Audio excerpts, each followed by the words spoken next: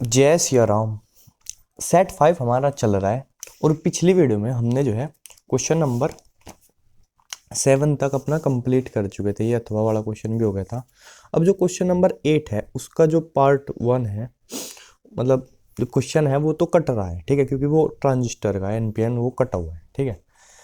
लेकिन इसका जो अथवा वाला क्वेश्चन है, अब यहाँ से हमें आगे लेकर के अपने सेट को चलना है। अथवा में क्वेश्चन क्या है ये कि परिपथ चित्र की सहायता से अगर अभिनथ पीएन संधि डायोड की कार्य प्रणाली समझाइए और अग्र वोल्टता व अग्र धारा का ग्राफ बनाकर गतिक प्रतिरोध को समझाइए। तो पीएन जंक्शन डायोड हमको पढ़ना है, जबकि वो उसको अग्र अभिनथ कर रखा है, ठीक है। तो लेट्स स्टार्ट इट। देखो, अगर हम ये मान लिया इधर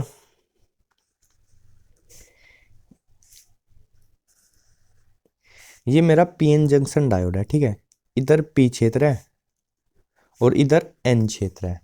तो पी क्षेत्र में क्या है, बोल संख्या में क्वार्टर है, और एन क्षेत्र में क्या है, अधिक संख्या में इलेक्ट्रॉन्स है, ठीक है। लेकिन इसमें भी कुछ इलेक्ट्रॉन्स भी है और इसमें भी कुछ क्वार्टर है, ठीक है। ये है बहुसंख्यक वाहक, इसमें क्वार्टर बहुसंख्यक वाहक है, इसमें इलेक्ट्रॉन, और अल्पसंख्यक वाहक इसमें जो है इलेक्ट्रॉन है, इसमें क्वार्टर है। ये क्या है, ये है मेरी अवश्य परत, ठीक है। क्या है, अवश्य परत है, परत, ठीक है। इधर भी क्या है, विभव प्राचीर है, ठीक है। इधर पॉजिटिव चार्ज है, आयंस है इसमें अवक्षय परत में, और इधर निगेटिव है, ठीक है। तो इधर क्या है, एक पोटेंशियल बैरियर है, विभव प्राचीर है, और इस इधर को विद्युत क्षेत्र है, ठीक है।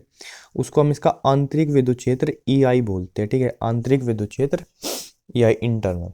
अब अगर मैं पी क्षेत्र को बैटरी के पॉजिटिव टर्मिनल से मिलाऊं, पी क्षेत्र को बैटरी के पॉजिटिव टर्मिनल से जोड़ दिया, ठीक है, और एन क्षेत्र को जोड़ देंगे इस बैटरी के, ये बैटरी होगी मेरे निगेटिव टर्मिनल से, ठीक है।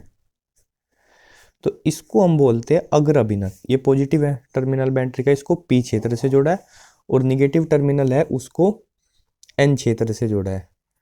तो ये क्या है, ये मेरा अग्र अभिनत, ठीक है, अग्र अभिनत। अब इस बैटरी की वजह से क्या होगा, इस बैटरी की वजह से इस डायोड में एक बाह्य विद्युत क्षेत्र ई लगेगा, ठीक है। और ये बाह्य विद्युत क्षेत्र क्या करेगा, ये इन कोटर को बोलेगा कि भैया इधर जाओ। कोटर पर बल लगेगा पी क्षेत्र से एन क्षेत्र की ओर, ठीक है, इस दिशा में। और इन इलेक्ट्रॉनों पर बल लगेगा एन क्षेत्र से, निगेटिव चार्ज इधर इनको धकेल लेगा, ये जो है इधर लगेगा, ठीक है। और जैसे जैसे बाह्य वोल्टेज बढ़ेगी, हम ऐसे कह सकते हैं बाह्य विद्युत क्षेत्र का मान बढ़ेगा। और जो एक चीज और, जो बाह्य विद्युत क्षेत्र है वो आंतरिक विद्युत क्षेत्र की क्या है, इसमें अग्र अभिनत में विपरीत दिशा में है, ठीक है, विपरीत दिशा में। तो वो क्या चाहता है, वो चाहता है कि ये कोटर इधर जाए और ये इलेक्ट्रॉन इधर से इधर जाए। जबकि ये जो आंतरिक विद्युत क्षेत्र था, आंतरिक विद्युत क्षेत्र इनको जाने से रोक रहा था। तो जैसे जैसे बाह्य विद्युत क्षेत्र का मान बढ़ेगा, वैसे वैसे धारा का भी मान बढ़ेगा, ठीक है। और और जो अवश्य परत की जो चौड़ाई होगी वो कम हो जाएगी, ठीक है। जब बाह्य विद्युत, अगर अभिनत में क्या होता रहा है, जब बाह्य विद्युत क्षेत्र इस आंतरिक विद्युत क्षेत्र के विपरीत दिशा में होता है, तो अवश्य परत की चौड़ाई क्या हो जाती है, कम हो जाती है, ठीक है। अब देखो, जब होल्स जो है ऐसे इधर गति करेंगे, ठीक है, तो जो धारा की दिशा होगी वो होल्स की दिशा में होगी, और इलेक्ट्रॉन्स, मुक्त इलेक्ट्रॉन इधर से इधर गति करेंगे। तो धारा की दिशा क्या होती है, इन इलेक्ट्रॉन के विपरीत दिशा में होती है। तो इधर से पी क्षेत्र से एन क्षेत्र की ओर क्या होगी, हमारी धारा प्रवाहित होगी, ठीक है। और उस धारा का, और अगर विभवांतर का अगर मैं ग्राफ खींचूं तो वो कैसा ग्राफ बनेगा, देखो ऐसा बनेगा। इधर है मेरी धारा, अग्र धारा बोलेंगे इसको, अग्र धारा आई, ठीक है। वाई एक्सिस पर, एक्स एक्सिस पे मेरा अग्र वोल्टेज। तो शुरुआत में तो धारा का मान बहुत ही कम कम होगा, ठीक है, और एकदम से इस धारा का मान बढ़ेगा, ठीक है। क्यों बढ़ा, क्योंकि शुरुआत में यहाँ जो है ये वोल्टेज ये होता है यहाँ तक, ये इसका मान होता है लगभग 0.3 वोल्ट।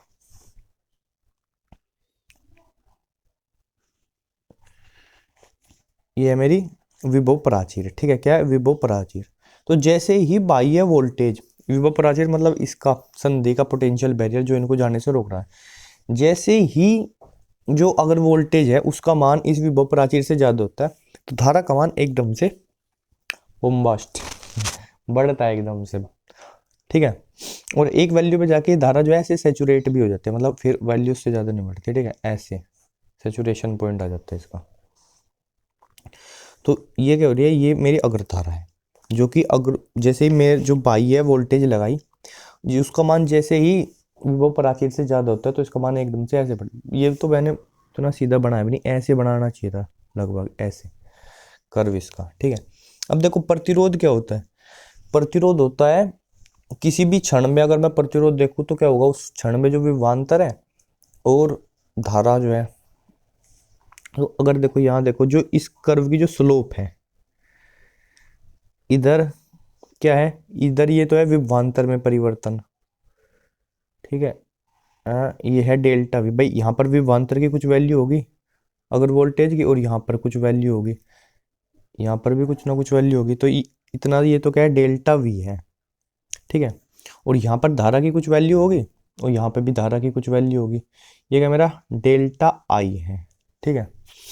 जो गतिक प्रतिरोध जो होता है, यानी प्रतिरोध, अब डेल्टा वी डेल्टा आई हर अलग अलग जगह पर अलग अलग है, यहाँ पर कुछ अलग था, वहां पर कुछ अलग है। तो जो गतिक प्रतिरोध है, गतिक मतलब डायनेमिक, यानी जो बदल रहा है, यानी जैसे विभवांतर का मान और धारा का मान बदल रहा है उससे प्रतिरोध का मान भी बदल रहा है, तो वो क्या होगा, आर डी लिख दो डायनेमिक, वो होगा डेल्टा वी अपॉन डेल्टा आई। यानी जो इस कर्व की स्लोप है वो तो क्या बता रही है, डेल्टा, वो तो बता रही है चालकता, और उसका उल्टा ही क्या है, उसका उल्टा ही क्या होता है, डेल्टा वी अपॉन डेल्टा आई, वो क्या होता है, प्रतिरोध। तो ये हमने इस कर्व में ऐसे दिखा दिया, और फॉर्मूला भाई ये होता है, ठीक है। Delta I upon delta we, यानी जो स्लोप है इस कर्व की वो चालकता होगी, और उसका उल्टा होगा गतिक प्रतिरोध, ठीक है। तो इसमें कार्य प्रणाली जो मैंने बोल रहा था ना वो थी समझाने को। अब चाहो तो लिख भी सकते हैं, मतलब आपको तो लिखना ही है ना पेपर में, मैंने नहीं लिखा यहाँ पे, ठीक है। मैंने बोला है सिर्फ कि जब लगाते हैं तो इसका जो पॉजिटिव सिरा पी क्षेत्र से और निगेटिव सिरा एन क्षेत्र से लगाते हैं तो उसको क्या बोलते हैं, उसको बोलते हैं अगर अभिनत।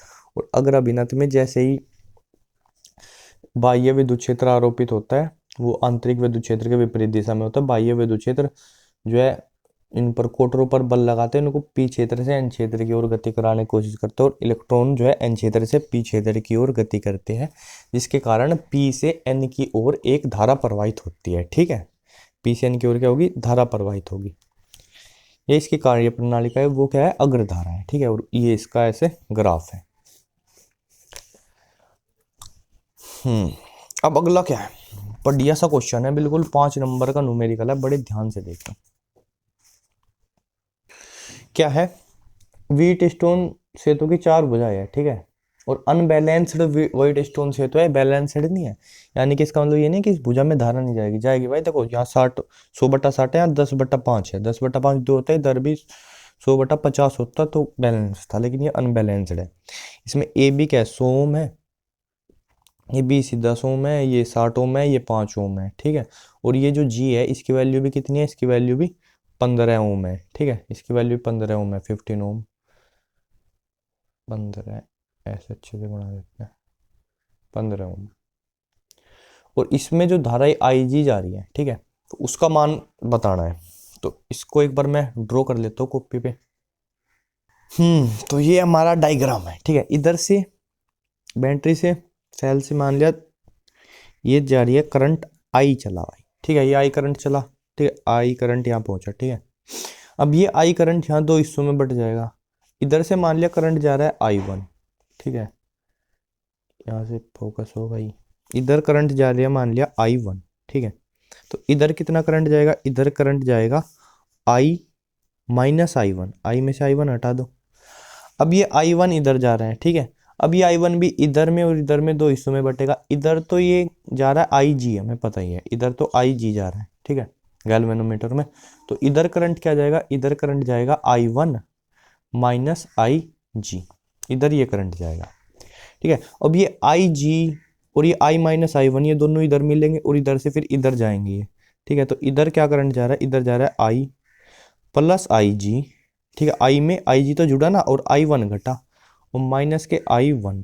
ठीक है, और ये दोनों चीज़ें जब यहाँ मिलेगी तो देखो सिर्फ बचेगा करंट I। तो I करंट इधर अपना दोबारा इसमें पहुंच गया। ठीक है, अब मुझे क्या करना पड़ेगा, इसमें IG निकालने के लिए मुझे लगाना पड़ेगा किरचॉफ्स नियम, किरचॉफ का लूप नियम। ठीक है, तो पहले तो मैं किस लूप में जाऊंगा, पहले मैं लूप में जा रहा हूँ ABD और A में। ठीक है, बंद लूप ABDA में। ठीक है, देखो बंद लूप यहाँ लिखता हूँ, बंद लूप ABDA में। ठीक है, इसको थोड़ा सा नीचे करना पड़ेगा तभी अच्छे से दिखेगा पूरा। अब देखो पहले मैं A से B में जाऊंगा। ठीक है, तो मैं इधर से इधर जा रहा हूँ, इधर ही धारा जा रही है यानी धारा की दिशा में जाऊंगा, यानी पोटेंशियल ड्रॉप होगा माइनस का, सोम का प्रतिरोध है और I1 धारा जा रही है। ठीक है, तो क्या होगा, माइनस के 100 I1। ठीक है, ये बात ध्यान रखना, जब भी हम धारा की दिशा में चलेंगे तो पोटेंशियल ड्रॉप जो होगा वो निगेटिव होगा और जब विपरीत चलेंगे तो पॉजिटिव होगा। अगला क्या है, अगला हम इधर आ रहे हैं, धारा की दिशा में ही आ रहे हैं और ये 15 ओम का प्रतिरोध है यहाँ पर जी का, तो क्या हो जाएगा माइनस के 15 IG। ठीक है, अब यहाँ से आगे हम तुरंत D से A की ओर जाएंगे, हम तो इधर से इधर जा रहे हैं और धारा उधर से इधर आ रही है यानी हम धारा के विपरीत जा रहे हैं। तो इस बार पोटेंशियल ड्रॉप क्या होगा, पॉजिटिव होगा, पॉजिटिव 60 और करंट कितना है I माइनस I1। ठीक है, I माइनस I1।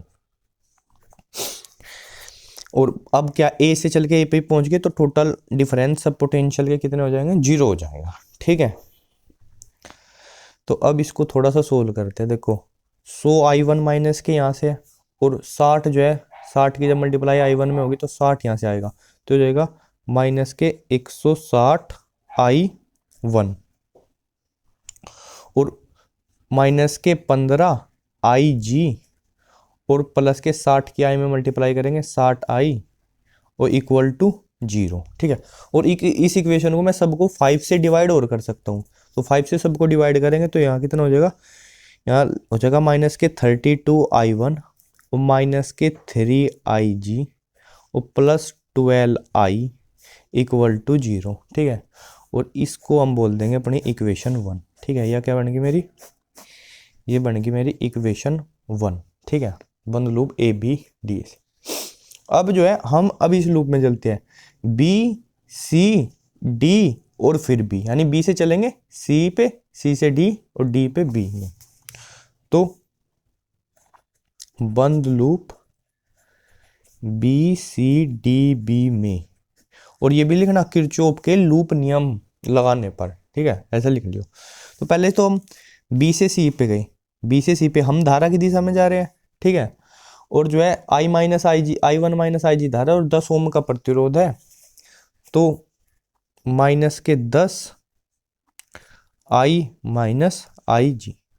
उसके बाद हम जो है C से D पे जा रहे हैं, तो हम तो ऐसे जा रहे हैं, करंट ऐसे आ रहा है हमारे अपोजिट, तो पॉजिटिव लेंगे, प्लस के 5 कितना करंट है I plus IG minus I1, I plus IG और माइनस I1। ठीक है, B से C, C से D, अब D से फिर B पे जाना है, D से B पे जाना है, करंट ऐसे आ रहा है IG, हम ऐसे जा रहे हैं, तो प्लस के 15 IG लेना पड़ेगा, प्लस के 15 IG।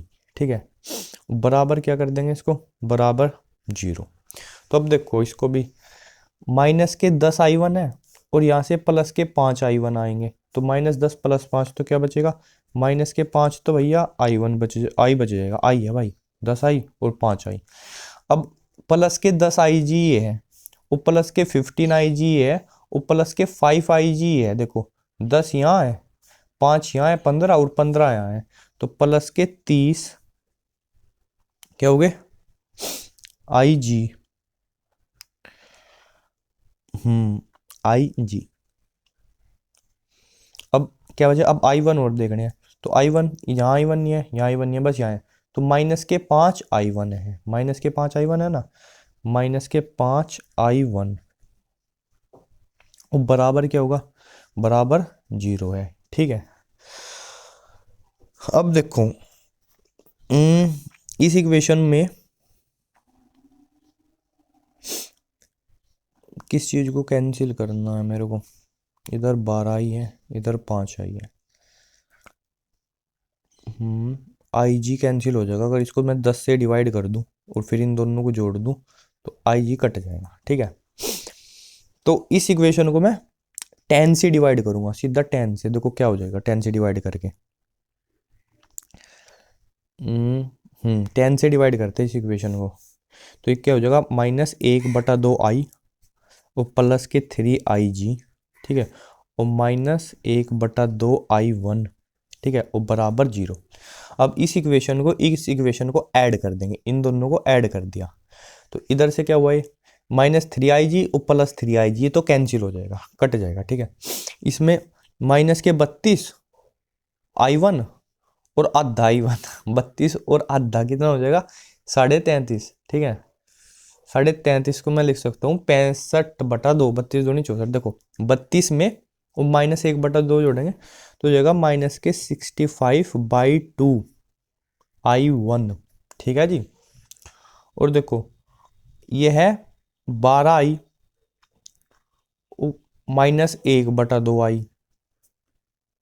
भैया रुको यार, गड़बड़ होगी एक, गड़बड़ क्या होगी, देखो ये मैंने जो I-IG लिख रखा है ना, I-IG, और यहाँ देखो 10 वाले प्रतिरोध में, और देखो 10 वाले प्रतिरोध में करंट क्या आ रहा है, करंट आ रहा है I1-IG। ठीक है, और हमने लिख रखा है I-IG, तो असल में क्या है, असल में ये I1 है। ठीक है, अब सारा खेल बदलना पड़ेगा भैया, I तो कितना है, ये 5I है केवल। ठीक है, तो ये तो प्लस का 5I है जी, तो 5I तो बस ठीक है, ये बस प्लस का हो जाएगा। और जो I1 है, I1 कितना हो जाएगा, -10 तो ये है I1 और -5 ये है, तो यहाँ पर -15 I1 है। ठीक है, अब जब इसको 10 से डिवाइड करेंगे तो ये कितना हो जाएगा, ये 3/2 हो जाएगा। भाई 15 को 10 से डिवाइड करो, 5 × 15, 5 दूनी 10, तो 3/2 हो गया। बाकी चीजें ठीक है, तो अब देखो ये कितना हो जाएगा, अब यहाँ पर 32 में जब 3/2 जोड़ेंगे, 32 + 3/2 67/2 हो जाएगा ना, 64 + 3 67/2, तो जगह 67/2 I1। ठीक है, और I जोड़ेंगे, आधा ये है और 12 ये है, 12 में आधा जोड़ेंगे कितना हो जाएगा, +25/2 I है। भाई कभी I1 बोल रहा है, कभी I बोल रहा है, तुम देखो जो है ना, जो दिख रहा है वो सही है, मैं बोल तो कुछ भी दे रहा हूँ। 12I 1/2I कितना बन गया, 25/2I, क्योंकि 12 दूनी 24 और 1 25 बराबर क्या है, बराबर है 0। तो अभी ये माइनस वाले को उधर ले जाएंगे, यानी 25/2I बराबर 67/2, ये है I1 है। ठीक है, अब ये 2 से 2 कट जाएगा, अब ये क्या है मेरा 25I बराबर है 67 I1। ठीक है, ये मेरी क्या है, ये मेरी बन गई इक्वेशन 2, क्या बन गई, समीकरण नंबर 2 बन गई।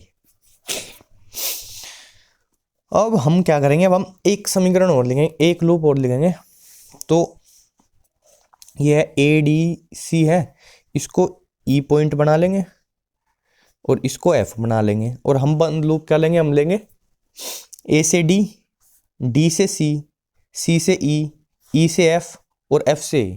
ठीक है, तो ये देखो बंद लूप AC, क्या AD था, ADCEF और F से फिर A में। ठीक है, इस लूप में चलेंगे, A से D में चलेंगे पहले, तो A से D में, A से D में क्या है, हम करंट की दिशा में जा रहे हैं, 60 ओम का प्रतिरोध है और ये करंट है I-I1 है। ठीक है, तो माइनस का पोटेंशियल ड्रॉप हो जाएगा, ये हो जाएगा -60 I-I 1। अब डी से सी में जाएंगे, फिर करंट की डायरेक्शन में जा रहे हैं। 5 ओम का प्रतिरोध और I plus I G minus I one, ये करंट है, ठीक है। तो माइनस के 5 I plus I G minus I one, ये हो गया। अब अगला क्या है, अब अगला बस इधर बैटरी के निगेटिव टर्मिनल से पॉजिटिव टर्मिनल पे जाएंगे तो पॉजिटिव लेंगे, +10 लेना है और फिर ए पर ही पहुंच जाएंगे, फिर कुछ नहीं मिलना हमें, ठीक है। तो +10 बराबर 0, ठीक है। अब देखो आई कितने होंगे, माइनस के 60 तो यहाँ है, ठीक है। एक काम करते हैं, इसको पहले 5 से डिवाइड करते हैं इस इक्वेशन को, और काम बाद में करेंगे।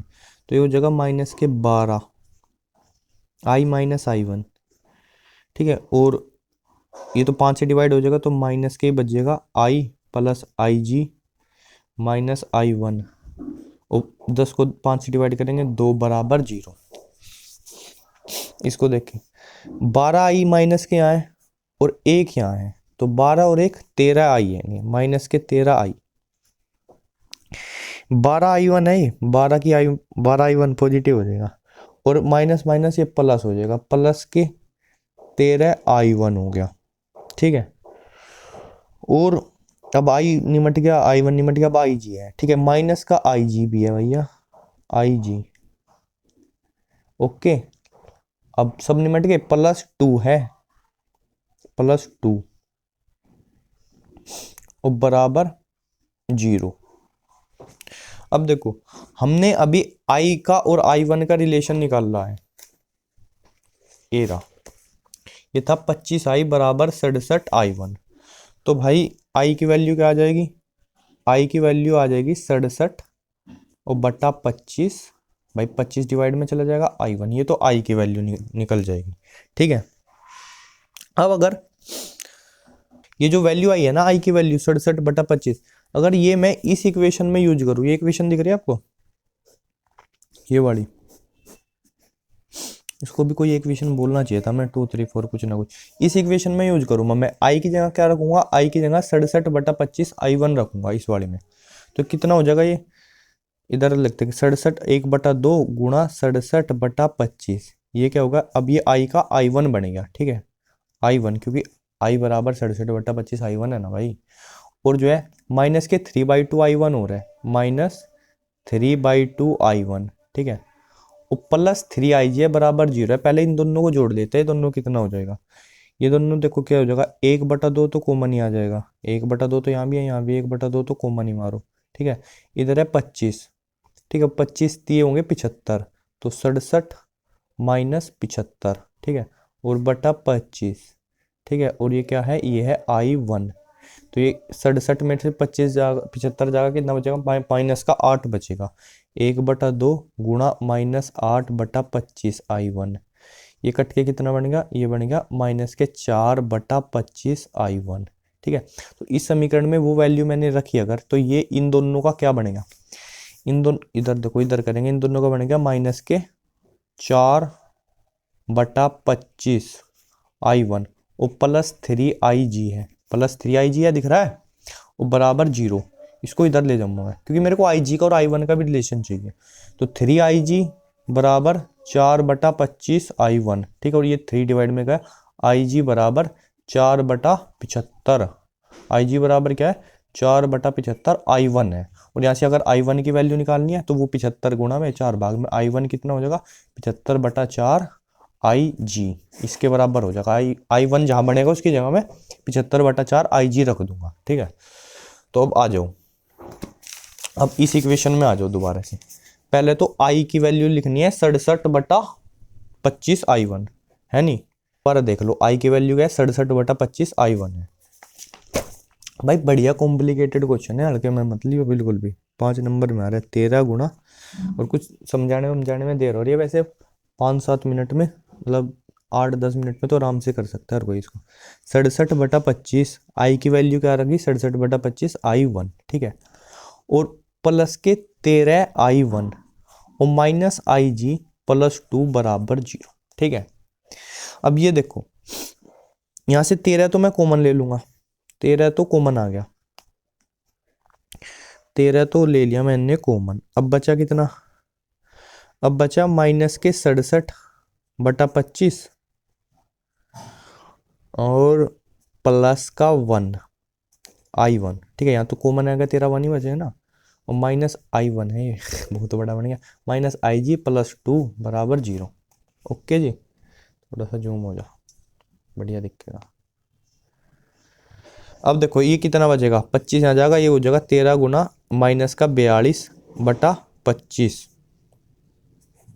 I1। ठीक है, और माइनस के IG और +2 = 0। अब देखो, अब I1 की वैल्यू लिखेंगे। I1 की वैल्यू क्या थी IG में, I1 बराबर था 75/4 IG, दिख रहा है भैया, I1 बराबर 75/4 IG, वो लिखेंगे।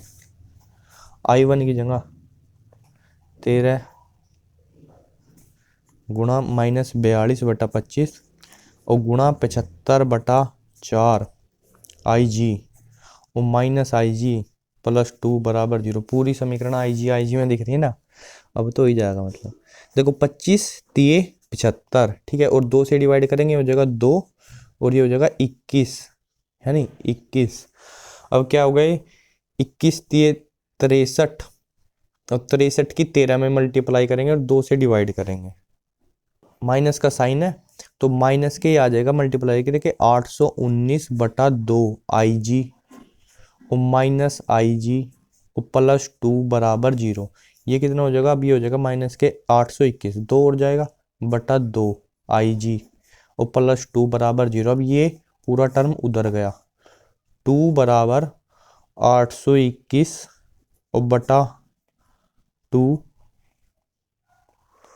IG, है नहीं, इधर गया। अब IG निकालना है तो पहले तो 2 की मल्टीप्लाई और 821 से डिवाइड, तो IG होगा 4/821 एम्पियर। ठीक है, ये करंट आ गया। अब इसको अगर मैं डिवाइड करूंगा ना, तो देखो डिवाइड करके क्या आता है, ये आता है 0.00 और देखो 1000 से होता तो 0.004 होता, 487 और समथिंग ऐसा कुछ आ जाता है। ठीक है, तो इसको मैं लिख सकता हूँ 4.87 × 10⁻³ एम्पियर या फिर 4.87 मिली एम्पियर, ये करंट है इसमें। ठीक है, बढ़िया सवाल था, बड़ा देर में हुआ है नहीं, पर हो गया। ठीक है, देखो कैलकुलेशन और जो संख्याएं थी ना, वो थोड़ी सी कॉम्प्लिकेटेड थी, वरना हमें क्या करना था, बस तीन वेरिएबल्स थे मेरे पास, I1 IG, तो 3 इक्वेशन चाहिए थी, तो 3 लूप में मेरे को क्या करना था, KCL लगाना था, किरचॉफ्स सर्किटल लॉ।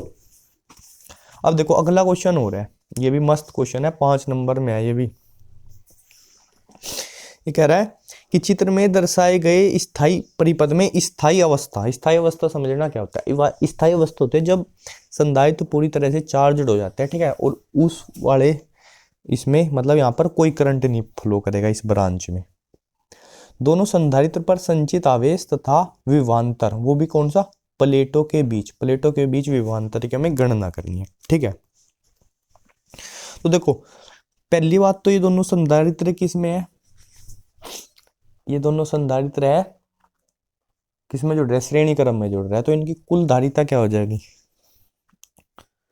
चित्र ही बना देते हैं, यही लिख देते हैं। चलो, कुल धारिता होती है इनकी मल्टीप्लाई अपॉन इनका ऐड। ठीक है, संधारित्र को श्रेणी क्रम में ऐसे जोड़ते हैं, 1/C = 1/C1 + 1/C2, ये श्रेणी क्रम का फॉर्मूला है। ठीक है, तो कुल धारिता C आ जाएगी C1C2 अपॉन C1 + C2, तो कुल धारिता इनकी आ जाएगी 3 × 6 अपॉन 5 यानी 1.2 माइक्रोफैरड। ठीक है, और आवेश निकालना है क्यू बराबर CV होता है। ठीक है, तो C ले और V ले 12 वोल्ट, तो आ जाएगा नहीं, G नहीं, ध्यान से सुनिए। ठीक है, देखो हमें जो V लेना है ना, ये V लेना है इनके जो यहाँ पर इनके जिस टर्मिनल से दोनों जुड़े हैं, यहाँ पर कितना विभवांतर है इन दोनों पॉइंट के बीच में, इसको पॉइंट को A बोल दूं मैं और इसको B बोल दूं, तो जो V है ना एक्चुअली ये A और B के बीच का विभवांतर है। ठीक है, तो इन दोनों के बीच में विभवांतर कितना है वो मेरे को निकालना है। वो कैसे निकाल लूँ मैं, देखो स्टेडी स्टेट होगी तो इधर तो कुछ करंट नहीं आना, तो इसका मैं डायग्राम ऐसे बना सकता हूँ।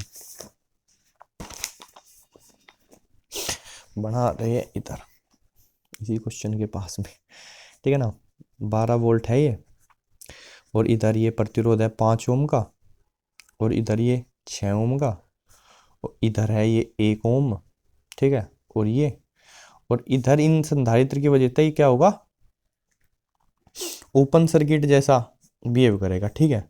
ये तो ओपन है, वो भी दो जगह पे, तो करंट किधर जा रहा है, स्थायी करंट आई इधर ही जा रहा है बस, ठीक है। ऐसे आया, ऐसे पहुंच गया, ऐसे पहुंच गया, ठीक है। तो देखो कुल प्रतिरोध कितना हो जाएगा, तीनों के तीनों में आई करंट पहुंचा, यानी श्रेणी क्रम में तीनों 6 5 11 और 1 12, कुल प्रतिरोध कितना हो गया, आर बराबर 12 ओम, 12 ओम।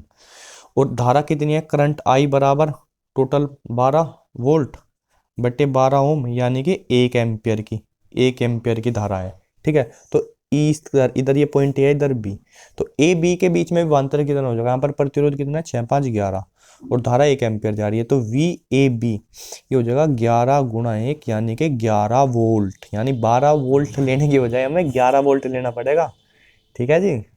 दिस इज चकमा इस सवाल में। तो अब हम आराम से कर लेंगे। सी कितनी अब आवेश, संचित आवेश निकालना है, क्यों बराबर सी कितना है 1.2 माइक्रो फैरड, और जो है विभवांतर है 11 वोल्ट, ठीक है। तो क्या होगा, 11 की 1.2 में गुणा करेंगे तो ये हो जाएगा 13.2, ठीक है। कैसे पता मेरे को पता है 12 की 11 की गुणा 132 होती है, तो पॉइंट का पॉइंट लगा दिया, और माइक्रो का माइक्रो रहा, और फैराडे गुणा वोल्ट ये बन जाएगा कुलाम, तो दोनों पे संचित आवेश कितना हो जाएगा 13.2 माइक्रो कुलाम, और दोनों श्रेणी क्रम में जुड़े थे, दोनों श्रेणी क्रम में थे ना, इसलिए दोनों पे आवेश क्या रहेगा, समान रहेगा। श्रेणी क्रम में आवेश क्या होता है, समान होता है, ये होता है 13.2 माइक्रो कुलाम।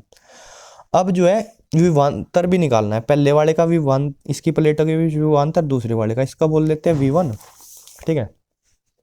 इसको बोल देते हैं V1 और इसको V2। तो कैसे निकाल लेंगे भाई, फॉर्मूला लगाएंगे, V बराबर Q बटा C। क्यों क्या है, संधारित्र पे जो प्लेट पे आवेश संचित है, और C क्या है, इस वाले की धारिता। तो क्यों तो कितना है, V1 निकालना है, तो क्यों तो कितना था 13.2 माइक्रो कुलाम, ठीक है। और धारिता कितनी है, इसकी धारिता है 2 माइक्रो फैरड, तो म्यू से म्यू कटेगा, कुलाम बटे फैरड का हो जाएगा वोल्ट, और 2 से 13.2 को डिवाइड करेंगे, और 2 छिक्का 12, 6.6 क्या आ जाएगा 6.6 वोल्ट बन जाएगा, 6.6 वोल्ट। और ये दूसरा निकालना है, बताऊँ क्या करना है, 11 में से 6.6 घटा दो, ये दूसरे का भी आ जाएगा, या फिर ऐसे निकाल लो, V2 बराबर, इसमें आवेश तो इसमें भी तो नहीं है 13.2 माइक्रो कुलाम, और धारिता कितनी है 3 माइक्रो फैरड, तो 3 से इसको डिवाइड करना, 3 चौक 12, 1 2 3 4.4 वोल्ट, ठीक है। तो भाई इसकी प्लेट के बीच विभवांतर भाई अलग अलग होगा श्रेणी क्रम में, इसका 6.6 वोल्ट, इसका 4.4 वोल्ट, आवेश संचित दोनों का 13.2 माइक्रो कुलाम, यही बात बतानी थी। सेट हो गया कंप्लीट। ये नियतांक पढ़ लो, रीडबर्ग नियतांक तो बहुत लोगों को नहीं पता होगा, है नहीं, ये भी याद रखना है, एक एमयू में 931 मिलियन इलेक्ट्रॉन वोल्ट होती है, और जी की वैल्यू तो नॉर्मली लग जाते नहीं, मैं 11वीं में पहुंचा मैं, तो जा भी सकती है, लेकिन किसी ना किसी क्वेश्चन में ऐसी बात नहीं है एक। चलो ज़्यादा बात अभी करते नहीं है, जय श्री राम बोल के ये सेट खत्म हो गया, नवा सेट शुरू करेंगे अब अगली वीडियो में।